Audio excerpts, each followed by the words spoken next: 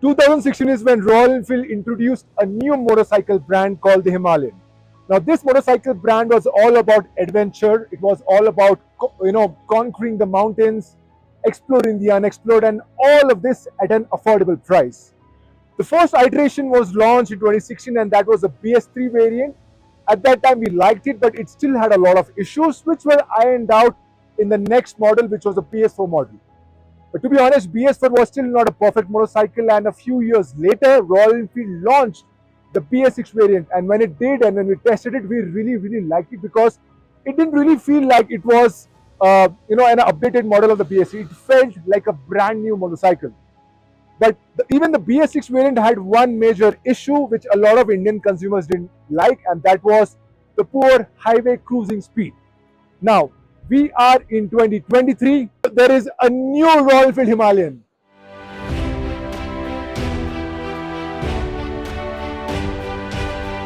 Now, let me come up and tell you about the bike in detail. But before that, you should know that this new Himalayan, everything on this bike is brand new. I'm talking about a brand new engine. I'm talking about the brand new mainframe, the subframe, swing arm, even the electronics and features on the bike is brand new. But there are a few things that have been carried forward from the older Himalayan. That is obviously the name, and secondly some design elements like the frame that you see here. Now, the reason they have done this is because they really wanted to carry some legacy of the older Himalayan to the new one, and to be honest, it's a great call. Now, before we proceed, please like and share this video, and don't forget to subscribe to BikeWale. And let me take 2-3 deep breaths.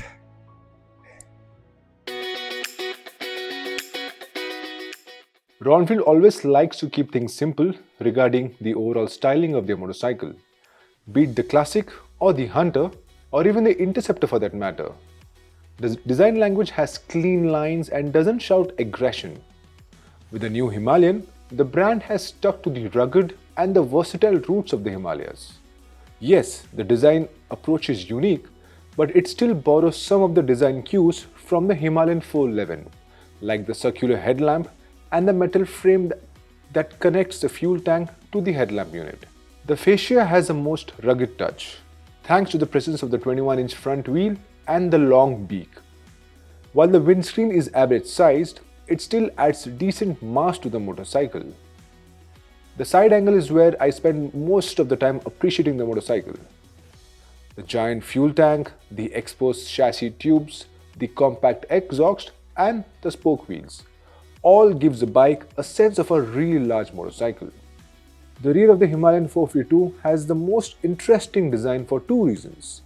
The turn indicators also act as a tail light, and the rear mudguard has minor styling inspiration from the Hunter 350.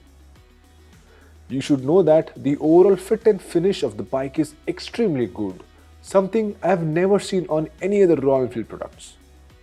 The new Himalayan is available in a total of 5 colors. The Kaza Brown, which is the base variant. Then there is the Himalayan Salt, Poppy Blue, Hanley Black and the Comet White. The Kaza Brown and the Comet White are matte finishes, whereas the rest of the other paint schemes are gloss. The Himalayan 452 is a most modern motorcycle in Royal Enfield's lineup today. And that's because there's a lot of modern equipment that has gone into making this ADV long distance touring friendly. The highlight of this section is the 4-inch circular instrument cluster. Now this unit is TFT and it shows all the colors. The format and the design of this console have been done keeping the long distance as well as city riding in mind. Other than showing the usual ride details like odometer, fuel level and gear shift indicators, there is a section that offers navigation, ambient temperature and riding modes. This cluster also shows information in analog and digital format by using the mode button on the switchgear. Plus, in case there's a need to adjust the brightness of the screen, that can be done as well. There's also a compass which looks pretty damn cool while going off-road. Now, all these selections must be done using a toggle switch and a home button which is placed on the left side of the switchgear. To change the riding modes, Royal Enfield has given the bike a new mode button on the right side of the switchgear. This bike is also equipped with LED lights throughout. The headlamp gets two LED lights, the turn indicators are sleek ones, and as mentioned before, the turn indicators also have to do the job of the brake lights. A total of 4 riding modes have been provided on the motorcycle: Eco with ABS on, Eco with ABS off, Performance with ABS on, and Performance with ABS off. As the name suggests, the Eco mode drops the performance to provide accessible performance and provide better fuel efficiency, whereas the Performance mode gives out all the 40 bhp power available. The ABS off means the rear wheel can be locked up and some action-packed slides can be done. Other than these features, the Himalayan 452 gets ride-by-wire, hazard lights, adjustable seats, Type-C charging port, and non-adjustable Showa front forks as standard. Sadly, the knuckle guards don't come as standard, which, to be honest, is a poor call by Royal Enfield. Now that we have talked about the overall styling and the design elements of the Himalayan in detail, it is time to talk about another important aspect of the motorcycle, and that is the overall seating comfort and the overall riding comfort. We will start with the seating comfort first. Now, you should know that the Himalayan 450 gets main stand as a standard. I'm just gonna put the bike on the main stand.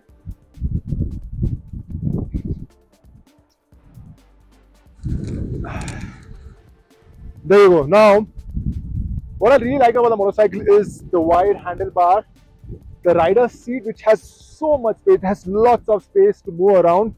And if you look at the foot pegs, it's slightly rear set, but when you look at the overall seating triangle, well, I really like it. I mean, it gives me a great view of the road and the trail. It allows me to have a very confident approach towards my riding, be it on the road, on the and or off the road.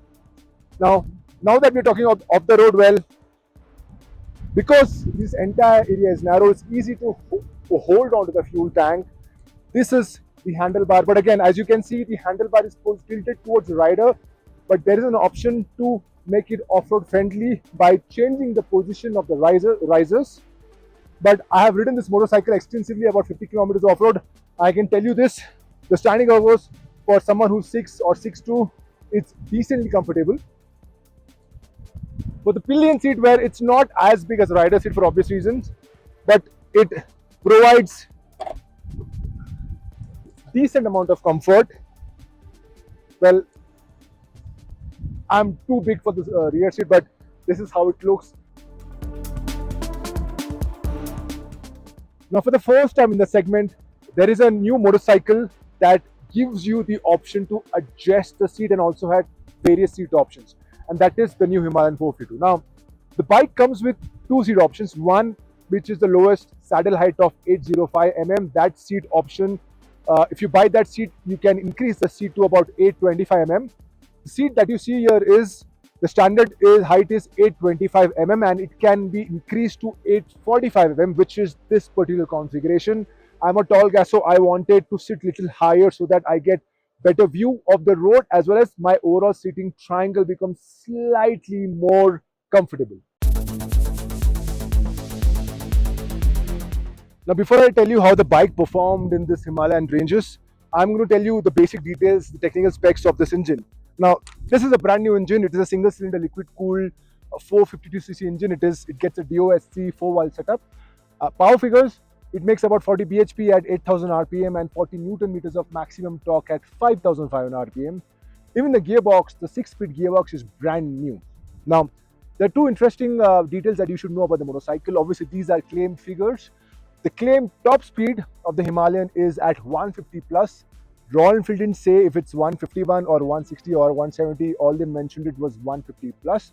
And the fuel efficiency, the WMTC claimed fuel efficiency figure for the new Himalayan is 28 kilometer to a liter, and with a fuel tank of 17 liters, the bike can be seen doing about 450 plus kilometers in a single tank fuel. Let's start with the engine first because this new 452cc single-cylinder motor is Royal Enfield's first ever liquid-cooled engine. And this means this could provide a whole new Royal Enfield experience, and to be honest, it did. But this motor, which makes about 40 bhp at 8000 rpm and 40 Newton meters at 5000 rpm, could only produce around 28 to 29 bhp, and that is due to the high altitude of the testing grounds. But even with these limitations, I can talk a lot about this engine, and the first one I will touch upon is the refinement. This engine feels and sounds relatively smooth. Unlike the Himalayan 411, this one doesn't have that crude noise, and to be honest, the overall NVH is so much under control. Regarding the overall performance, the Himalayan 452 lacked the low-end performance character of the 411. Now, till 2500 rpm, the motorcycle feels a bit boring, but the Royal Enfield team assured us that the drop in performance is due to the altitude. At the sea level, there's a strong torque surge post 1500 rpm, and that is why I barely use the eco mode, because in the first 4 gear, the performance is hugely subtle, suited only for the city roads. But the performance mode allowed me to do some good speeds. A lot of time I was riding above 100 km per hour, and to be honest, even at 120 km per hour, the Himalayan felt at home. The vibes are minimal, the overall comfort is at a reasonable level, and the motorcycle feels solid and smooth. I think 120 km per hour could be the bike's comfortable touring speed on the Indian highways, but we can only confirm this when we test the bike once we get it for multiple days in Mumbai. The Himalayan 411 has always been known for its extremely good off-roading performance, but this time around, this new model performs exceedingly well on the road. The roads of the Himalayas allowed me to push this bike to its road limits, and every time it put a big smile on my face. Even with that 21-inch front wheel, the bike went through some of the fastest corners I have ever been on effortlessly. The overall balance of the motorcycle is on point, bringing in a sense of confidence and stability. With these aspects in place, the new Himalayan was scraping pegs, something I have never done on an ADV. And a lot of credit goes to these new C8 grip tires. Even with the single-digit ambient temperature, the tires were grippy, and it could let the rider push the bike a bit more. The routes closer to the Atal tunnel had a lot of bumpy corners, but the suspension was tuned so well that I could take some of these corners at some high speed. Some mid-corner changes were made, and each time the motorcycle performed with utmost confidence. When it comes to off-road, the Himalayan 452 has impressive specs. The ground clearance stands at 230 mm, and the front fork has a travel of 200 mm, and so does the rear. There's a 21-inch front wheel with an option to choose a tubeless spoke wheels, which will eventually get approved, and there's also a 17-inch at the back. All these aspects have made this adventure motorcycle a serious off-roader. Be it over small rocks or medium-sized boulders, the Himalayan crossed all of it quickly. I was super impressed with how the ground clearance allowed me to take the bike to some of the most extreme sections of the Chenab river bed. In fact, the motorcycle is so well engineered that even with the hours of serious off-roading, it didn't do any unnecessary drama or felt unsettled. Even at some high-speed dirt patches, the bike behaved exceptionally well, and with switchable ABS at the back, you have the freedom to look the coolest with the rear sliding out. I feel the brakes on the Himalayan needed a bit more work, both at the front and the back. While there was a very little feel on the front lever while braking from high speed, the rear brake had very little play. This resulted into unnecessary braking. Plus, while riding with enduro boots, the lack of decent play made me touch the brakes all the time. It's time to give you the first impression verdict of the new Himalayan 452. Now, before I do that, you need to know two things. Firstly, I tested this bike for almost 350 kilometers over 2 days, out of which 70% was on the road and 30% was off the road. But the off-road conditions we rode in were extremely challenging. The second thing you should know is the media ride started from Manali, which is about 8,000 feet above sea level, and we had a chance to ride to almost 11,000 feet. And because of that, we really didn't have the entire 40 bhp of power to play with. Royal Enfield claims that, because of the altitude, we had almost 25 to 30% less power, which comes to around 28 to 29 bhp. As a result of this, I won't be able to tell you the 100% performance aspect of this motorcycle, because 40 bhp is a lot of power and 30% lesser power that we are getting in the Himalayas. I mean, it doesn't really make sense. So we will give you an entire proper performance review when we get this bike back in Bombay for multiple days. Now, having said that, the new Himalayan 452 checks a lot of right boxes.